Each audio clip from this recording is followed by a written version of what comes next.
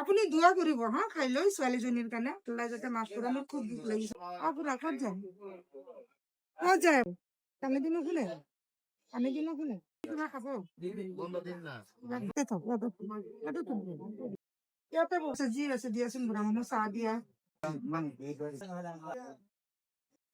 ভাতটো নাৰাখা ভাত নাই তেখেতে যি খায় এইটো মই দিম আৰু কিবা এটা তেখেতক দিম।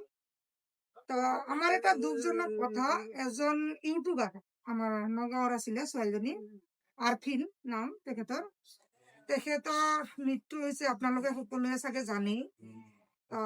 মোৰো খুব দুখ লাগিছে, মই এজনী মা হয়, মোৰো ছোৱালী আছে। মৃত্যু কেনেকুৱা হৈছে এইটো আমি নাজানো।